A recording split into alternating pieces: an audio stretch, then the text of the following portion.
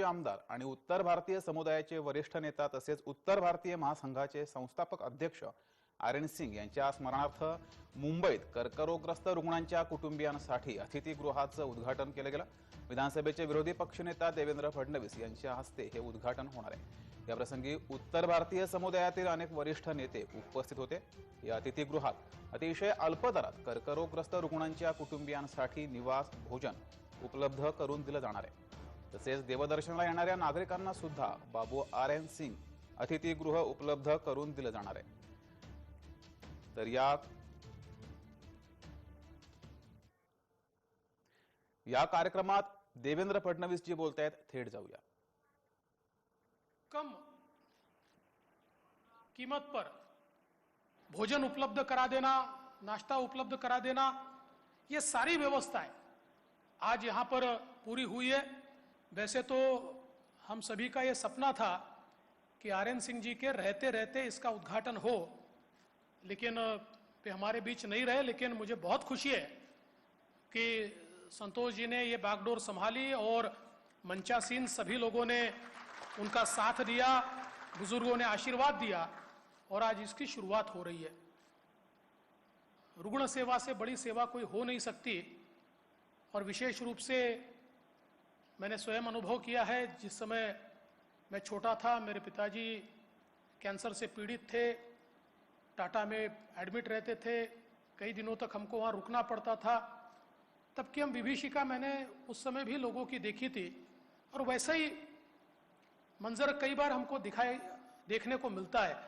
तो ऐसे लोगों की जो सेवा आज उत्तर भारतीय संघ की ओर से यहाँ पर हो रही है, मैं ऐसा मानता हूँ कि एक बहुत बड़ा काम आप लोग कर रहे हैं। मैं आपको बहुत बहुत बधाई देना चाहता हूँ, दिल से बधाई देना चाहता हूँ। इसके साथ साथ यहाँ बहुत सुंदर हॉल तैयार किया गया है और ये हॉल इस एमएमआर रीजन में किसी भी गरीब उत्तर भारतीय परिवार को बहुत ही कम दाम पर, बहुत ही कम शुल्क देकर शादियों के लिए उपलब्ध करा दिया जाएगा। और इतना ही नहीं, तो मूल रूप से तो उत्तर भारतीयों के लिए तैयार किया गया है, लेकिन कोई हमारा अन्य भाषी भी, कोई हमारे महाराष्ट्र के रहने वाले भी अगर चाहेंगे तो उनको भी ये मिलेगा। और ये जो सारी व्यवस्था खड़ी की है, ये उसमें सबसे ज्यादा हर्ष की बात है कि आज उसका नामकरण भी आदरणीय आर.एन. सिंह जी के नाम से हुआ है। एक बहुत ही कर्मठ इस प्रकार के व्यक्ति जिन्होंने अपने बलबूते पर, अपने दम पर एक अपना वजूद खड़ा किया। जब यहां आए तो कुछ किसी को यह लगता भी नहीं था कि इतना बड़ा संसार वो खड़ा करेंगे। और बीआईएस के माध्यम से उन्होंने जिस प्रकार से रोजगार का एक जरिया तैयार किया और युवाओं को दिशा देने का काम किया, वही उत्तर भारतीय संघ के माध्यम से लोगों को शिक्षा मिले, सेवा मिले, ये प्रयास उन्होंने किया। और जैसे जैसे कार्य का विस्तार होता गया, उनके मन का भी विस्तार होता गया और जो धन कमाया वो समाज को मैं कैसे दे पाऊं, इसका विचार करते हुए कई सेवा कार्यों में उन्होंने अपने आप को झोंक दिया। और हम सभी ने अभी फिल्म में भी देखा जिस प्रकार का कन्या विद्यालय उन्होंने वहां पर शुरू किया। आज उस विद्यालय के कारण 2000 बच्चियों को पढ़ने की व्यवस्था हुई और एक बहुत अच्छा स्टैंडर्ड उन्होंने उसका मेंटेन किया। और इसके साथ साथ कई और विद्यालयों का निर्माण करने की उनकी मंशा भी रही।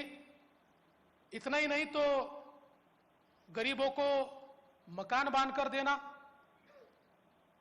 जो गांव में बेघर है उनके लिए मकान बांधकर देना, गांव में जिनका कोई नहीं है उनके लिए अपने जेब से पेंशन की योजना चलाना। और इतना ही नहीं तो आसपास के 50 किलोमीटर में कहीं पर भी कोई बीमार होता है तो आरएन सिंह जी की एम्बुलेंस उनको दवाखाने ले जाती है और उनको इलाज करवाती है। और एक और सपना जो उन्होंने देखा, जिसको संतोष जी आपको पूरा करना पड़ेगा, डायलिसिस सेंटर का। वे चाहते थे कि गरीबों को 1 रुपए में डायलिसिस मिले। डायलिसिस के लिए बहुत गांव के लोगों को पैसा भी खर्च करना पड़ता है, दूर भी जाना पड़ता है, और ये इच्छा उन्होंने अपने जन्मदिन पर व्यक्त की। ये तो बहुत हम सभी का दुर्दैव रहा कि जन्मदिन के तुरंत बाद हमारे बीच वो नहीं रहे। ऐसा किसी को लग नहीं रहा था कि ऐसे अचानक हमारे बीच से वो निकल जाएंगे, किंतु मुझे ऐसा लगता है कि इस कर्मयोगी ने अपने जीवन का हर क्षण जिस प्रकार से समाज की सेवा में दिया, आज भले ही वो हमारे बीच नहीं होंगे, किंतु उसी राह पर चलकर, चाहे वो उत्तर भारतीय संघ हो या संतोष जी, अमरजीत जी या उनके सारे परिवारजन हो, ये सभी लोग उनके सपने को हमेशा आगे ले जाएंगे, ये मेरा विश्वास है। सच तो यह है कि इस मुंबई में कई दशकों पहले उत्तर भारत से लोग यहां पर अलग अलग कारणों से आए, और आज तो मैं ऐसा मानता हूं कि कुछ लोग तो ऐसे हैं कि जिनकी 5वीं पीढ़ी है, किसी की 4थी पीढ़ी है, तो ये तो सारे मुंबईकर हो गए। और मैंने अक्सर ये देखा है कि मुंबई में बसने वाले हमारे उत्तर भारतीय लोग जो है, इन्होंने जहां एक और उत्तर भारत की संस्कृति को संजोए रखा, वहीं महाराष्ट्र की संस्कृति को अपनाते हुए उस संस्कृति में ये सभी लोग इस प्रकार से समाहित हुए कि कई बार जब हमारे साथ काम करने वाले लोगों के साथ हम बातचीत करते हैं तो वो उत्तर भारतीय है या महाराष्ट्रियन है, ये हमको समझ में नहीं आता। इस प्रकार से सारे लोग घुल मिल गए हैं। और वैसे भी हमारे देश में अगर हम देखें तो महाराष्ट्र के लोगों ने पूरे भारत में, चाहे वो मालवा प्रांत हो या फिर अलग अलग जिसको हम अटक कहते हैं, वहां तक हमारे मराठे वहां तक पहुंचे, हरियाणा में पहुंचे, अलग अलग प्रदेशों में वहां जाकर लड़ाई हुई और लड़ाई के बाद वहां बस गए। अब हरियाणा में जाकर वहां के जो हमारे रोड मराठा है उनको अगर मिलेंगे तो पूरे हरियाणवी है। वैसे ही बुंदेलखंड में बसे हुए जो हमारे मराठी लोग हैं उनको आप जाकर मिलेंगे तो पूरे बुंदेलखंडी है। वैसे ही उत्तर भारत से आए हुए जो लोग यहां मुंबई में बसे हुए हैं, ये सारे मुंबईकर बन गए। ये हमारे देश की परंपरा है, ये हमारे देश की एक खासियत है। और इसलिए मुझे ऐसा लगता है कि सभी लोगों को एक साथ लेकर उत्तर भारतीय संघ ने सबको एक पहचान दी, एक आवाज दी, एक मंच दिया, एक कार्य की प्रेरणा दी। आज तो मैं देखता हूं कि मुंबई और एमएमआर रीजन में बसने वाले हमारे जो उत्तर भारतीय भाई हैं, उन्होंने बहुत प्रगति की है। इतनी अच्छी शिक्षा संस्थाएं चल रही है, इतने अच्छे उद्योग चल रहे हैं, अलग अलग प्रकार के व्यवसायों में लोग हैं।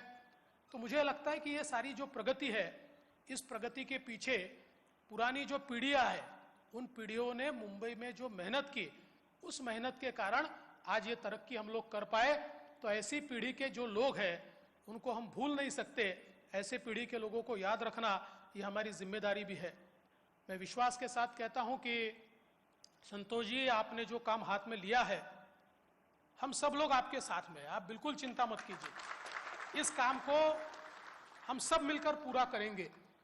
और उत्तर भारतीय संघ जो है, इसके जो भी आपने आगे में कार्यक्रम रखे, जो आपने सपने देखे, उन सपनों को पूरा करने के लिए मंचासीन सामने बैठे हुए और हमारे जैसे सारे लोग आपका पूरा साथ देंगे। और जो चीजें आपको करनी है उसको शीघ्र अतिशीघ्र हम पूर्ण करने की कोशिश करेंगे। मैं आज के इस मौके पर आर्यन सिंह जी को विनम्र श्रद्धांजलि अर्पण करता हूं। उनका स्वभाव ऐसा था कि कम बोलते थे और काम में ज्यादा उनका विश्वास था।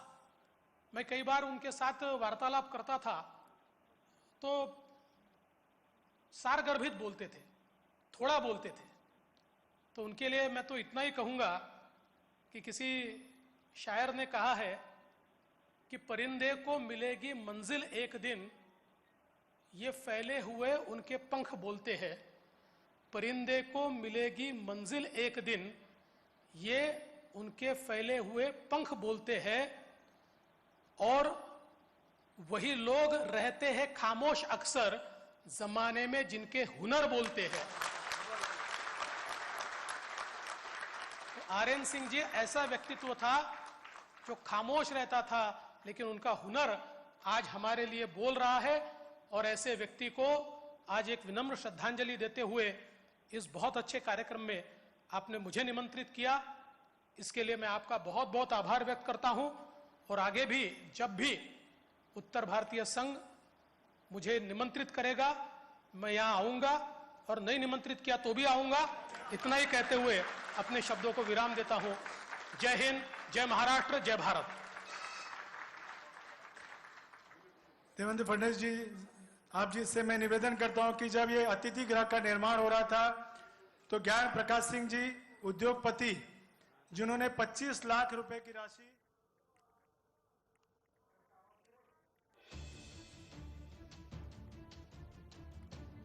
भाजपाचे माजी आमदार आणि उत्तर भारतीय समुदायाचे वरिष्ठ नेता तसेच उत्तर भारतीय महासंघाचे संस्थापक अध्यक्ष आर्यन सिंग यांच्या स्मरणार्थ मुंबईत कर्करोगग्रस्त रुग्णांच्या कुटुंबियांसाठी अतिथीगृहाचं उद्घाटन विधानसभेचे विरोधी पक्षनेता देवेंद्र फडणवीस यांच्या हस्ते करण्यात आलं। याप्रसंगी उत्तर भारतीय समुदायातील अनेक वरिष्ठ नेते उपस्थित होते। या अतिथीगृहात अतिशय अल्प दरात कर्करोगग्रस्त रुग्णांच्या कुटुंबियांसाठी निवास, भोजन उपलब्ध करून दिलं जाईल। तसेच देवदर्शनाला येणाऱ्या नागरिकांना सुद्धा बाबू आर्यन सिंग अतिथीगृह उपलब्ध करून दिलं जाणार आहे।